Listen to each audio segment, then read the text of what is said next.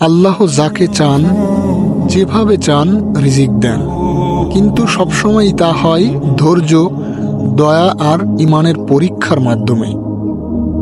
আজ আমরা শুনব এক গরিব কিন্তু সৎ মানুষের জীবনের এক বিস্ময়কর কাহিনী। অনেক বছর আগের কথা। এক গরিব লোক ছিল, নাম সালেহ। দিনমজুরি করেই সংসার চালাতো। তার ছিল এক স্ত্রী আর 2টি সন্তান। প্রতিদিন কষ্ট করত, কিন্তু কখনো হার মানত না। তার একটাই চাওয়া ছিল হালাল রিজিক আর আল্লাহর সন্তুষ্টি। প্রতিদিন কাজ শেষে মসজিদে গিয়ে সে দোয়া করত, হে আল্লাহ, আমাকে হালাল রিজিক দাও, আমাকে মানুষের মুখোপেক্ষী করো না। একদিন কাজ শেষে সালেহ মসজিদের পাশে এক বৃদ্ধকে দেখতে পেল, যিনি অসুস্থ আর ক্ষুধার্ত ছিলেন। নিজের শেষ খাবারটা সালেহ তাকে দিয়ে দিল, নিজে খালি পেটে ঘরে ফিরল। সেদিনের রাতে সালেহ এক স্বপ্ন দেখল। স্বপ্নে এক নুরানি চেহারার ব্যক্তি বললেন, হে সালেহ, তুমি আল্লাহর এক বান্দাকে দয়া করেছ, কাল ভোরে নদীর ধারে যাও, আল্লাহ তোমার জন্য কিছু রেখেছেন। সালেহ ঘুম থেকে উঠে ফজরের নামাজ পড়ে নদীর ধারে গেল। সেখানেই সে দেখতে পেল এক বস্তা। খুলে দেখে সে অবাক, ভেতরে সোনার মোহর আর একটি চিঠি।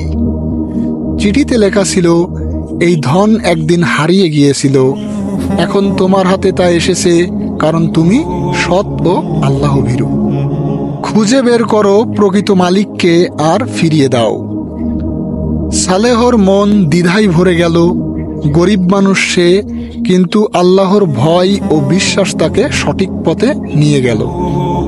সে খুঁজে বের করল সেই মালিককে এবং ধনটি ফিরিয়ে দিল। প্রকৃত মালিক অশ্রুসিক্ত চোখে বললেন, তুমি এক মহৎ মানুষ, এই সম্পদের এক অংশ আমি তোমাকে দান করলাম, তুমি এখন আমার ব্যবসার অংশীদার। সালেহ ধীরে ধীরে হয়ে উঠলেন এক সফল ব্যবসায়ী, কিন্তু কখনোই ভুলেননি সেই মসজিদ, সেই দোয়া আর নিজের অতীত। প্রতিদিন গরিবদের সাহায্য করতেন আর আল্লাহর শুকরিয়া আদায় করতেন। এই গল্প আমাদের শিখিয়ে যায়, দান করলে ধন কমে না, বরং বরকত বাড়ে। সত্য ও সততা কখনো বৃথা যায় না, আর আল্লাহর উপর ভরসা করলেই তিনি সেই পথ খুলে দেন, যা আমরা কল্পনাও করতে পারি না।